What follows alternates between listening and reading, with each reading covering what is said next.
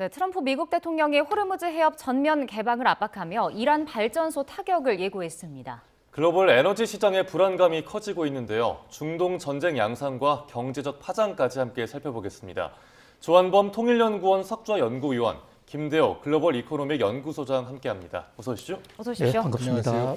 네, 앞서 보신 것처럼 트럼프 미국 대통령이 이란에 48시간 안에 호르무즈 해협을 완전히 개방하지 않으면 이제 이란 발전소를 초토화시키겠다라고 했습니다. 뭐 사실상 최후 통첩이라고 볼 수 있을 것 같은데 이게 봉쇄에 대한 여파가 크기 때문인 걸까요? 그렇죠. 일단은 그 부분이 크고 지금 상황이 복잡하게 돌아가는 게 지금 미국, 이스라엘, 네타냐후, 트럼프, 그다음에 이스라엘군 참모총장, 미군 관계자 말이 다 달라요. 네.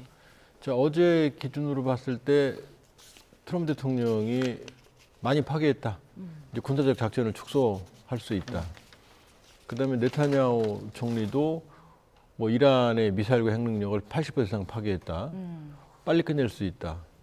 근데 이스라엘 또 군 관계자 오늘 오전 보도를 보면 이제 절반 했다. 그다음에 트럼프 대통령은 호르무즈 해협 봉쇄 안 풀면 이란의 발전소, 원래 민간 인프라는 때리는 게 아니에요. 저럼 전쟁 성격이 바뀝니다. 이란 내 민심도 바뀌고. 그런데 또 미군 관계자는 뭐라고 말하느냐. 호르무즈 해협에 대한 이란의 공격 능력이 거의 무력화됐다. 말이 다 다르거든요. 그러니까 초기에 이란의 핵 미사일 능력 플러스 정권 교체, 그다음에 친미 정권 수립, 이 목표는 이제 달성이 안 됐고 지금 분기점이에요. 그러니까 발을 빼야 되는 상황인데 사실은 빨리 종료해야 되는 상황인데 왜냐하면 이 공군 항공전만으로는 원래 목표를 달성할 수가 없거든요. 근데 이 상황에서 지금 호르무즈 해협 카드라고 하는 게 압박을 받으니까 말이 좀 바뀌고 있다. 지금 발전소 초토화할 것 말씀드렸지만 저거 레드라인이거든요. 저건 민간 인프라고 첫 번째. 국제법적으로도 상당히 문제가 있고 지금 이란의 양상을 보면 사실은 너 죽고 나 죽자거든요. 이란은. 그러면 저게 끝이냐. 그럼 알았어 풀어줄게. 이렇게 하는 것보다는 아마 타격을 받으면 동일하거나 더 광범위한 피해를 줄 가능성이 있거든요. 그러니까 지금 그 분기점이다. 지금 전쟁을 종료하는 대로 가느냐 확전하느냐 그 분기점의 말로 봐야 되지. 실제로 어떤 일이 벌어질지 좀 두고 봐야 돼요. 네. 뭐 이란이 그 미국의 요구를 받아들이기보다는 동일하거나 더 광범위한 피해로 보복을 가할 것이다라는 분석을 해주셨는데 여기에 동의하십니까? 예, 경제적으로는 트럼프 대통령이 만약에 이란의 발전소를 때리면 그야말로 한 선을 넘는다. 우리 존경하는 조한범 박사님은 레드라인이라고 말씀하셨지만 경제적으로는 이게 데드라인, 거의 사망의 죽음의 선이다. 왜냐하면요. 지금 에너지 시설이 결국은 발전소라는 데가 군사적으로 보면 군 지휘 체계를 마비시키고 또는 산업 생산 설비를 중단시키기 위한데 상당히 효과가 있습니다. 실제로 걸프전 때 보면 미국이 이라크에 발전소를 때린 적이 있습니다. 그때 사실 지상전, 육상전을 하기 위한 전초 단계로서 했거든요. 그런데 지금 이란은 좀 더 달라요. 왜냐하면 이 발전소가 마비되면 군사 지휘 체계도 문제가 되지만 원유 생산 시설 이런 게 다 전기하고도 관련이 있기 때문에 전기가 마비되면 원유 생산에도 차질을 빚을 수가 있고요. 또 이란이 가만히 있겠습니까? 발전소를 피폭을 당하면 미국이 주둔하고 있는 걸프만 지역의 정유 시설을 때릴 수 있는 명분을 줄 수도 있다. 그런 면에서 이것은 데드라인을 넘고 있다. 트럼프 대통령 48시간의 시간을 줬는데요. 통상 트럼프 대통령이 기자들과 대화할 때 흥분해서 말 실수로 아주 극단적인 얘기를 자주 하는 경우도 있습니다만은 트루스 소셜에 글 쓸 때는 지금 밤 시간이고 상당히 전제된 시간에 본인의 어떤 포부를 얘기했다. 그런 면에서 트럼프 대통령은 호르무즈 개방에 대해서 목을 걸고 있다. 근데 저는요, 발전소 때리는 것만으로 끝나는 게 아니라 그 다음 작전, 지금 뉴욕 정시에서 가장 우려하는 것은 바로 호르무즈 봉쇄 작전에 들어가서 섬을 탈취하는 겁니다. 거기에 바로 인근에 호르무즈 섬이라든지 캐슘 섬 같은데 고기를 장악을 해버릴 수가 있거든요. 이래 되면 그야말로 전면전 양상으로 갈 수 있다. 공포가 더 증폭되고 있다. 이렇게 보여집니다. 네. 두 분 다 말씀하신 대로 만약에 미국이 이란의 발전소를 타격한다면 뭐 레드라인을 넘는 거고 국제법상 그 문제도 될 수 있고 뭐 경제적으로는 데드라인이다라고 해주셨는데 이게 군사 압박뿐 아니라 민간이나 사회에도 미칠 영향이 엄청날 것 같거든요. 에너지 공급망은 뭐 말할 것도 없겠죠. 이란의 민심도 초기에는 그 신정체제에 대한 피로감, 그다음에 1월 시위에 대한 대규모 학살, 이거에 대해서 일부에서 이스라엘, 미국의 공격을 환영하는 그런 움직임도 있었고, 네. 지금 해외에 있는 이란인들의 반응은, 해외에 있는 이란인들은 대부분 다 반정부 세력들이에요.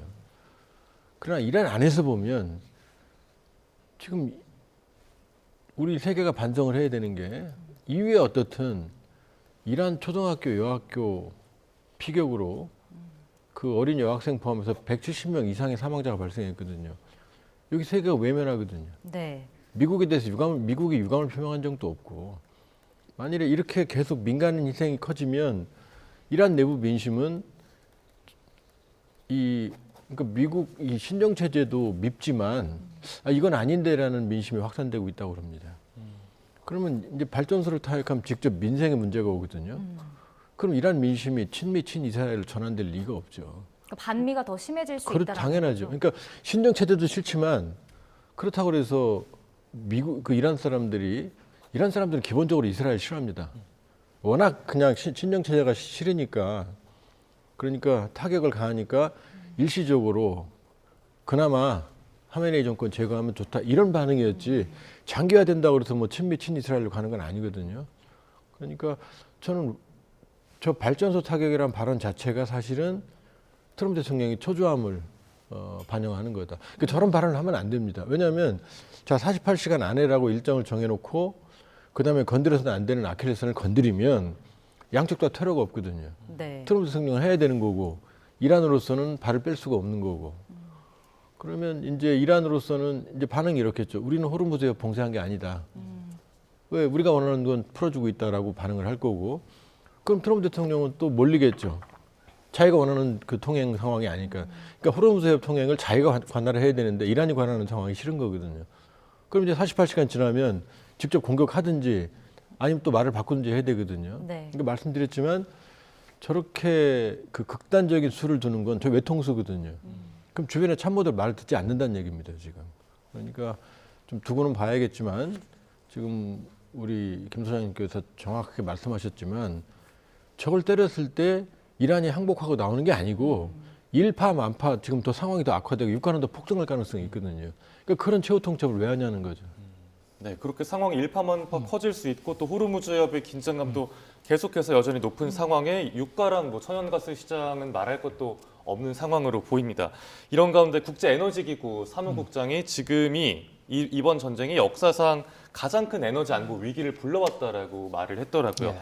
1970년대 오일 쇼크보다 더 심각하다 이런 평가도 나오던데 어떻게 분석하십니까? 예, 전쟁이 터지면서 오일 쇼크가 일어난 점이 역사상 몇 차례 있습니다. 경제학계에서는 1차, 2차, 3차로 나누어서 분석도 하고 지금 여러 가지 통계가 나와 있는데요. 가장 심각했던 게 1973년 제4차 중동 전쟁 때, 그때 이스라엘과 중동의 인근 아랍 국가들이 한바탕 붙으면서 그때 국제 유가가 4배 반 정도 올라갔거든요. 485% 올라갔습니다. 그런데 그때만 해도요, 이 중동 지역에 정유 시설이 부서진 거는 없었어요. 네. 그런데 국제 유가가 올라간 것은 감산, 오페크가 가격을 올리면서 그걸 압박했는데, 이 거꾸로 얘기하면 언제든지 그 압박 풀 수도 있고 또 실제로는 공급 능력이 있는 거였습니다. 그런데 지금은 정유 시설을 때리고 있잖아요. 카타르 같은 데는 이미 LNG 거의 지금 상당 부분이 파괴가 돼서 중단, 특히 이라크에 지금 그 우리 불가항력 선언 바로 옆에 있는 이라크가 지금 이란과 이라크가 정치적으로는 사이가 크게 안 나빠지고 오히려 좋은 측면도 있지만 거기에는 지금 미군 주둔하고 있는 미국이 문제가 되는 거거든요. 이라크는 원유 생산이 상당히 중단됐습니다. 자, 2차 오일 쇼크는 이라크 전쟁 때인 2003년부터 시작이 됐는데 그때도 이라크 빼고 나머지는 오히려 원유 생산 늘렸습니다. 그리고 3차 오일 쇼크가 바로 우크라이나하고 러시아 전쟁인데 그때 중동에서 원유 늘렸습니다. 그러니까 1차, 2차, 3차 모든 오일 쇼크 때는 오히려 원유를 공급을 늘렸음에도 불구하고 물류가 잘 안 돼서 가격이 올랐는데 지금은 물류도 안 될 뿐만이 아니라 공급량이 줄어들고 있습니다. 그래서 만약에 정말로 이 원유 시설에 대한 공격이 본격적으로 확대된다면 이 IAEA의 IEA 에너지 기구 소비자 단체죠. 여기 말대로 정말 우리가 보지 못했던 미정유의 국제 유가 대란의 위기가 올 수도 있다. 지금 IEA가 비축유를 풀고 있거든요. 그래서 네. 그나마 지금 선방을 하고 있는데 이 비축이 오래 못 갑니다. 그런 면에서 전쟁이 계속된다면 정말 경제적으로 충격은 우리가 생각하는 것보다도 훨씬 더 이상일 수도 있다. 물론 지금이라도 철수한다든가 협상을 한다든가 이러면 뭐 경제적으로 대반전이 이루어질 수 있지만 네. 어쨌든 4주째 넘어가는 지금 상황은 경제적으로 운명의 갈림길, 변곡점을 향해 진입하고 있다. 이렇게 볼 수 있겠습니다. 네, 뭐 이런 상황이기 때문에 우리나라 원유 수급 현황에 대해서도 좀 우려의 목소리가 커지고 있는데 아직도 뭐 중동 불확실성이 남아 있는 거잖아요. 지금 재고는 어떻습니까? 그렇습니다. 사실 중동 불확실성이 지금부터다라고 얘기할 수도 있는데요. 우리 지금 비축유 208일치가 있는데 네. 이 208일이라는 게요. 정상적으로 원유를 소비했을 때 208일 견딜 수 있다 이 얘기가 아니에요. 그것은 정부가 비상조처를 단행해서 이럴 때면 수출도 중단하고 불효불급한 거 방출 중단을 하고 꼭 필요한 것만 쓸 때 208일인데 그거 지금 비축유 풀고 있거든요. 그렇다면 정상적으로 지금 쓰고 있는 상태를 감안하면 경제학계에서는 약 68일 정도밖에 안 된다. 네. 그러면 전쟁이 2달 정도 길어지면 우리 경제에도 직접 타격이 온다. 특히 지금 원유가 미국의 WTI요. 세계에서 가장 거래가 많은 거이긴 한데 서부 텍사스 원유. 왜 이걸 자꾸 우리가 인용하냐면 이게 금융시장에 ETF 같은 거로 연결이 돼서 매일매일 시세가 반영이 되기 때문에 언론인들이나 연구소에서는 통계를 잡기가 좋았기 때문에 WTI를 보는데 이거 우리나라 사태하고 관련해서 별 의미 없는 통계예요. 무슨 말이냐면 우리나라는 WTI 도입이 거의 없다고요. 우리가 도입하는 중동 원유는 대부분 두바이산 원유에 직결되어 있는데 두바이산 원유가요. 주말에 어디까지 올라가 170달러를 돌파했습니다. 네. 이란이 지금 200달러까지 올리겠다는 그 선에 째깍째깍 육박하고 있는 것입니다. 자, UAE에 우리가 원유 공급 계약 맺었다. 정부가 발표하고 또 UAE란 나라가 그 호르무즈 해협 왼쪽에 돼 있지만 오른쪽에 돼 있기 때문에 호르무즈 봉쇄와 관련 없이 파이프라인을 통해서 좀 빠져나올 수 있는 건데 계약을 맺으면 뭐 합니까? 실제로 와야 되는 거 아닙니까? 계약은 얼마든지 할 수 있는데 지금 전부 대기줄을 서 있거든요. 그런 면에서 낙관하기는 이러다 이렇게 봅니다. 네, 참 이렇게 각국마다 원유를 어떻게 확보하느냐 비축유 전쟁이 벌어지고 있는데 IEA가 예. 역대 최대 규모로 뭐 가지고 있는 거의 20% 정도를 푼다고 하더라고요. 우리나라가 그리고 전 세계에서 4번째로 많은 물량을 품게 된다고 하는데 일단 급한 숨통은 좀 트일 수 있겠습니까? 언발의 오줌누기죠. 왜냐하면 좀 하나 비례를 들어주면 저는 이제 그 LPG 차를 쓰거든요. 근데 LPG 주유소는 별로 없잖아요. 일반 주유소보다. 그럼 LPG 가스가 다 떨어지면은 그때는 차가 쓰거든요. 그럼 대안이 없어요. 그러니까 한 20% 남을 때부터는 사람이 당황하거든요. 찾기 시작을 하거든요. 그러니까 김 소장님 말씀대로 68일이라 하더라도 이제 한 30일 정도 남으면 그때부터는 공포감이 확산되는 거죠. 그러니까 심리적 마지노선은 지금 비축유가 가지고 있는 한계, 그게 다 쓸 때까지 심리적 마지노선은 끝나는 게 아니고 한 절반만 소진되게 되면 극도로 공포감이, 경제적 공포감이 확산되는 거죠. 그때는 아마 통제가 안 될 거예요. 그러니까 지금 IEA나 아니면 트럼프 대통령이나 심지어 어떤 얘기까지 나옵니까? 이란과 러시아를 러시아는 우크라이나 전쟁, 이란은 핵 개발, 이걸 제재하는 가장 효과적인 수단이 둘 다 산유국이니까 네. 러시아는 유가 상한제, 러시아의 수출을 막으려면 전 세계가 붕괴되니까 에너지 공급망이 팔긴 팔아라. 근데 얼마 이상은 못 받는다. 이렇게 손해를 감수하고 팔게 만들어놨고 이란은 원유를 못 팔게 했거든요, 사실상.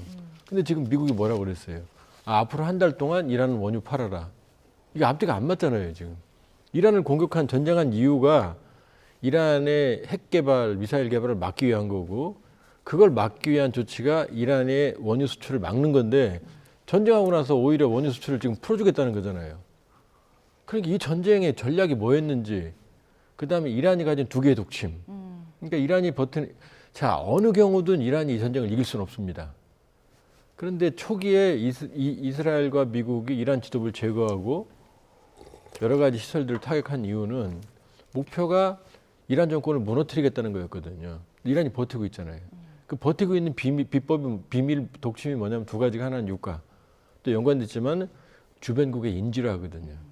그리고 그 핵심에 호르무즈 해협이 있는 거고, 그러니까 지금 WTI, 텍사스산 원유, 우리는 뭐 먼 나라 얘기지만 지금 말씀하신 것처럼 우리는 두바이가 더 중요하지만 미국인들한테 WTI가 핵심이거든요. 네. 서부 텍사스 원유가 지난해 12월 기준으로 55불까지 내려갔거든요. 근데 어제 기준으로 98불이었잖아요. 그럼 미국 국민들이 기름값을 2배로 내야 된다는 얘기거든요. 네. 이게 여기가 또 끝이 아니죠. 계속 올라가면 2배, 3배까지 가거든요. 왜냐, 1차 오일 쇼크 때 400%까지 올라간 적이 있으니까. 그때부터 상황이 심각하거든요, 장기화되면. 그러니까 그렇게 된다 보면은 이제 IEA든 어느 나라든 비축분을 내놓으면 내놓을수록 이게 시장이 이게 조만간 끝난다라고 했을 때는 효과가 있지만 장기화됐을 땐 이제 그 목마른데 소금을 마시는 거죠. 파이는 점점 줄어들고. 예, 상황이 더 심각해지는 거죠. 공포감 더 커지는 거고. 그러니까 지금 방법은 미국과 이스라엘이 출구를 모색하고 전쟁을 종식하는 것 외에는 방법이 없어요. 전쟁을 장기화만 할수록 이란은 소위 잃을 게 없거든요. 네. 어차피 지도부도 제거됐고 여기서 만일에 이 대규모 타격을 받은 상황에서 이란이 지는 모습으로 만일에 전쟁이 끝나면 이란 지도부는 미래가 없거든요. 그러니까 어떠한 희생이 있든 본인들이 완벽하게 지지 않았고 우리가 이겼다라는 면피형이라도 상황이 아니라면 전쟁 끝내지 않을 거거든요. 네. 그러니까 제일 좋은 상황은 트럼프 대통령이 우리가 이겼다라고 선언하고 이란은 웃기지 마라. 우리는 버텼고 우리가 이겼다. 요 그림이 나와야 되는데 지금 발전소 얘기까지 나오니까 이제 원전 시설까지 주변 시설까지 타격이 점점 그다음에 디에고 가르시아에 있는 4,000km 떨어진 데까지 미사일을 발사하고 확전되는 양상으로 가고 있기 때문에 네. 지금 그 분기점입니다. 그러니까 트럼프 대통령이 어떤 생각을 하는지 모르겠지만 현실적인 해법은 상황을 종료시키는 겁니다. 미국이 스스로 목표가 달성됐다라고 말하고 그러면 지금 전쟁 양상은 이란이 먼저 공격하는 게 아니고 미국과 이스라엘이 공격하면 이란이 반격하는 양상이거든요. 네. 네. 그러니까 미국과 이스라엘의 공격이 줄면 이란도 더 이상 반격을 안 할 거거든요. 그거 외에는 대안이 없는 상황이기 때문에 이 비축유 방출이라든지 이런 것들은 상황을 안정시키는데 아주 일시적인 효과만 있을 뿐이다. 그리고 극단적으로 가면 지금 완충지대가 사라지는 거잖아요. 점점. 그렇게 볼 수 있죠. 네. 근데 지금 이런 상황에서 이스라엘과 이란이 서로 핵시설에 대한 공격을 좀 주고받고 있거든요. 그러니까 이란이 나탄즈 핵시설 공격에 대한 보복으로 이제 디모나시에 공격을 했다. 이렇게 보면 되는 겁니까? 예, 그렇게 봐야 되는데 이게 두 가지 해석이 가능합니다. 지금까지 공격할 때 핵시설 얘기는 안 나왔잖아요. 네. 근데 이란의 전쟁의 원인은 사실은 찾아가 보면 핵이거든요. 우라늄 농축. 근데 지난해 이게 이스라엘이 나탄즈라는 핵 농축 시설을 때리니까 이란도 이스라엘의 시설들을 때리고 있거든요. 핵시설들을. 이거 너무 위험합니다. 양쪽 다. 만일에 이스라엘이 방어에 실패해서 만일에 핵시설이 타격되고 방사능이 누출되면 아시잖아요. 이스라엘 얼마나 좁은 땅인지. 그다음 이란도 역시 마찬가지로 방사능이 누출되면 대규모 주변 지역 피해로 넘어가거든요. 그러니까 이건 위험한 포인트로 볼 수가 있는데 조금 긍정적으로 해석하면 지난해 6월 12일 전쟁 때 이스라엘, 미국이 나탄즈, 포로도, 이스파한 세 군데 집중적으로 폭격했거든요. 네. 그때 트럼프 대통령이 분명히 완전히 끝났다. 시설이 파괴됐다 그랬거든요. 그럼 나탄즈를 또 때릴 이유가 없잖아요.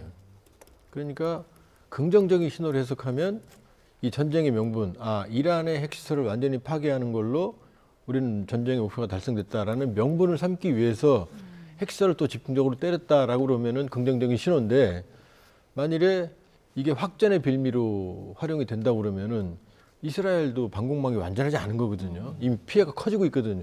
시간이 지날수록 이스라엘의 피해는 커지게 되어 있습니다. 네. 왜냐하면 방공망이라고 하는 게 제한적인 그 재고의 한계가 있기 때문에. 그리고 의외로 이란의 공격 능력이 완전히 제거됐다가 아니라 새로운 무기들을 보여주고 있거든요. 그러니까 이런 점들은 우려가 되죠. 그러니까 나탄스 폭격도 좀 두고 봐야 된다. 이게 확전인지 아니면은 종료를 위한 명분 찾기인지 이렇게 볼 수 있죠. 네, 이렇게 좀 참 양측에서 핵시설을 서로 공격하는 양상까지 보이다 보니까 정말 뭐 원전 핵시설이 파괴됐을 때 그 미칠 여파도 너무나 걱정이 되고 경제적 영향도 엄청나지 않겠습니까? 그렇습니다. 지금 중동 국가들이요. 우리는 석유, 기름만 있는 것으로 알려져 있었지만은 10여 년 전부터 포스트 페트롤리움 시대를 개척한다 해서 새로운 에너지, 특히 핵 문제, 핵 발전 이런 쪽에 굉장히 지금 투자를 많이 했습니다. 네. 그래서 우리나라의 핵발전소 최초 수출이 사실 UAE이지 않습니까? 그런데 지금 이렇게 발전소 공격, 핵 공격 있으면요. 이스라엘까지 때리기 어려우면 이스라엘은 너무 멀거든요. 1000km 이상이지 않습니까?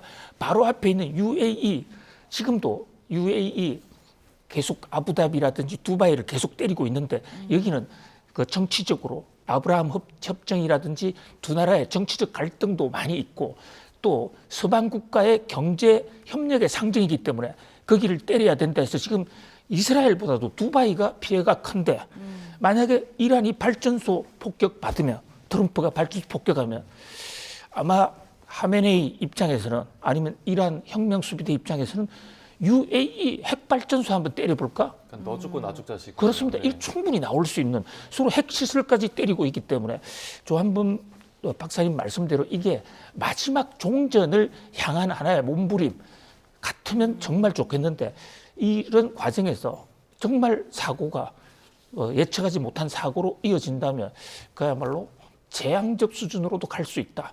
그런 면에서 세계 경제가 아주 초긴장을 하고 있는 상황입니다. 네. 이번 전쟁이 뭐 3주 넘게 이어지고 있는데 이제 미국과 이스라엘의 목표가 좀 다르다 이런 분석도 나오잖아요. 이스라엘이 이란 공격 수위를 끌어올리겠다고 하고 있는 상황이고 미국은 이제 전쟁 목표를 달성했다라고 하는데 이거 어떻게 좀 해석을 해야 될까요? 그러니까 이스라엘에서는 이 이란과의 전쟁에 대한 지지율이 의외로 높습니다. 왜냐하면 이스라엘의 생존에 이제 아브라함 협정 1도 있었고 이제 2까지 사우디아라비아까지 체결되면 사실은 이 중동에서 이스라엘에 대한 위협은 사라집니다. 그런데 유일하게 한 축이 있거든요. 이란이거든요. 이란은 헌법 정신 자체에 반시오니즘이 들어있고 이란은 이 반미 반이스라엘의 중동의 축이거든요. 그 이제 공교롭게도 이스라엘을 중심으로 한 아제르바이잔, 그 다음에 이제 바레인, 이라크 이런 데가 시아파가 다수파입니다. 네. 근데 이제 아제르바이잔은 좀 이 소련 체제 때문에 영향이 다르기 때문에 오히려 이스라엘과 친한 편이고 그러면 이 이란이라고 하는 반미 반이스라엘의 축이 바로 이란, 이라크의 시아파 민병대, 레바논의 헤즈볼라 민병대, 그 다음에 후티, 그 다음에 시아파는 아니지만 가자 지구의 하마스 순위파지만 전략적이었는데 요게 이제 저항의 축, 반미 반이스라엘 축이거든요. 그러니까 이스라엘은 이번 기회에 이걸 제거하고 싶은 거예요. 하마스는 거의 괴멸시켰고, 그 다음에 후티와도 지금 대립 관계고, 그 다음에 헤즈볼라, 레바논은 붙어 있잖아요. 그러니까 지금은 공습하지만 여러 번 지상전을 했거든요. 그러니까 이번 기회에 헤즈볼라도 괴멸시키고 싶은 거고 전선을 확장하고 있습니다. 그 다음에 이란은 완전히 괴멸시켜서 더 이상 재기불능으로 만들고 싶은 게 이스라엘입니다. 그런데 미국은 얘기가 다르거든요. 이란의 완전한 괴멸보다는 이란 석유 패권, 그 다음에 이란의 친미화 이 정도거든요. 그렇게 보면 이스라엘은 어떠한 희생을 치르고서라도 이번에 그 목표를 달성하지 않으면 이란은 또 일어설 거거든요. 그 트럼프 대통령이 뭐 지금 공격했기 때문에 뭐 10년 안에는 재건 못한다. 그 얘기가 맞더라도 네. 10년 뒤엔 재건할 거 아닙니까? 근데 제 기준으로는 10년 안 걸려요. 우라늄 농축과 미사일 시설 재건은 불행하게도 이란, 북한 간의 커넥션이 회복되면 제 생각에 1년이면 회복합니다. 그러니까 이스라엘은 이번에 완전히 수단과 방법을 가리지 않고 계속 전쟁을 늘리고 싶은 거고, 그러니까 미국의 반대에도 불구하고 이란의 원유 저장고를 때렸고, 그다음에 가스실을 때린 거거든요. 이게 지금 발목을 잡았죠, 유가 때문에. 근데 미국은 상황이 커지니까 이제 발을 빼고 싶은 거죠. 그러니까 털시 게버드 미 D&I 국장도 목표가 다르다고 말했거든요. 목표가 달라요 지금. 그런데 그 손잡이는 키는 트럼프 대통령이 쥐고 있죠. 왜냐? 미국이 전쟁을 끝내면 끝나는 거고, 이스라엘은 미국의 지원이 없으면 일주일 이상 전쟁을 지속할 수가 없어요. 그러니까 지금 초기에는 쉬운 목표로, 초기에 하메네이 지도부를 제거했다는 게 목표가 나오거든요.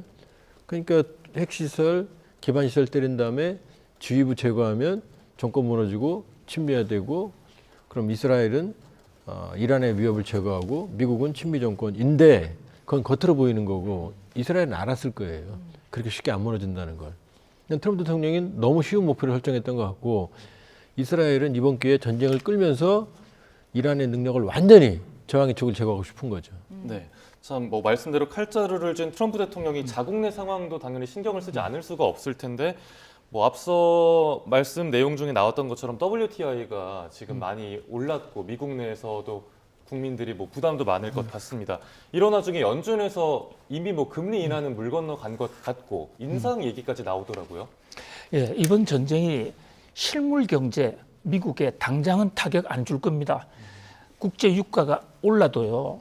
미국은 세계 최대의 산유국이기 때문에 트럼프 대통령의 호언 장담대로 미국의 원유 수입이 더 늘어날 수도 있습니다. 문제는 지금 말씀하신 금융시장인데요. 금융이 먼저 반응을 하고 금융시장이 무너지면 미국의 실물 경제도 아주 대혼돈, 케이오스 상태에 빠질 수가 있습니다. 자, 그 단적인 예로 미국 정부가요, 의회에 300조의 추가 예산을 요청했습니다. 우리로 치면 추가 경정 예산 추경을 요청을 했는데, 전쟁 초기에 50조 하다가 또 300조, 합하면 350조지 않습니까? 그게 우리나라 1년 예산이 727조예요. 그러니까 지금 전쟁한 지 한 달도 안 됐는데 벌써 우리나라 1년치의 반이 날아갔다. 특히 이번 전쟁은 미사일, 요격 미사일, 멀리 있는 전쟁을 하다 보니까 미사일 한 대에 수백억 원 하는 그런 걸 많이 소유해서 지금 미사일이 소진됐다는 얘기도 나오고 있지 않습니까? 이런 와중에 300조를 추가로 의회에 긴급 예산을 요청했다는 소리가 나오면서 뉴욕 증시에서 국채 금리가 우선 발작 증세를 보이고 있습니다. 자, 네. 국채라는 게 미국 정부가 돈이 부족할 때 부도를 막으려면 재정 적자가 많은 미국으로서는 채권을 발행해서 시장에 자금을 끌어와야 되는데, 지금 전쟁 이후에 국채 금리 아주 급격하게 뛰고 있거든요. 국채 금리가 뛰면요, 시중에 돈이 다 정부가 빨려 들어가면 뉴욕 증시의 주식은 폭락할 가능성이 있습니다. 바로 지금 지난 주말에 뉴욕 증시가 많이 떨어졌던 것도 이런 전쟁의 장기화에 따른 국채 금리 인상, 거기에 따른 투자자들 불안. 근데 이게 지금 전쟁이 더 길어지면 운명의 지금 순간을 째깍째깍 맞고 있다. 그동안에 전쟁이 빨리 끝날 것이다 해서 그나마 지금 피해가 적은 것이거든요. 네, 네. 그러니까 장기화가 되면 상황은 완전히 달라질 수 있다, 이렇게 보여집니다. 네, 지금 뭐 호르무즈 해협 봉쇄 여파도 계속 이어지고 있는데, 이런 상황에서 이란이 일본과 해협 통과 관련해서 협의를 시작했다, 이런 내용이 전해지더라고요. 일단 이란은 뭐 적 이외에 이제 다른 나라에는 해협이 열려 있다라는 입장인데, 우리가 대응을 어떻게 해야 될지도 궁금한데 이 부분 좀 짧게 정리를 해주실까요? 우리도 해야 돼요. 왜냐하면 지금 우리 선박이 안에 들어있잖아요. 호르무즈 해협 통제권은 현재 이란이 갖고 있거든요. 네. 그러니까 미국이 갖고 있다면 미국 협력을 얻어야 되지만 지금 이란이 가지고 있거든요. 그러니까 이란의 입장은 미국이 호위 함대까지, 연합 함대까지 구성을 하니까 우회하는 방법으로 우리는 막은 게 아니다. 우리한테 협력하는 국가는 통과시켜주겠다거든요. 자, 중국 나갔어요. 쿠웨이트가 나갔습니다. 인도도 협력하고 있어요. 그러니까 우리도 미국과의 협력 관계는 유지해야 되지만 네. 지금 다수의 선박이 들어있잖아요. 그러니까 상황의 장기화를 대비해서 우리도 이제 이란과 대화는 시작해야 됩니다. 네, 우리 정부도 전략적 소통이 필요해 보이는데 어떻게 대응할지 계속해서 지켜봐야겠습니다. 지금까지 조한범 통일연구원 석좌연구위원, 김대호 글로벌 이코노믹 연구소장과 함께 중동 전쟁 양상과 경제 상황까지 짚어봤습니다. 고맙습니다. 네, 고맙습니다. 감사합니다.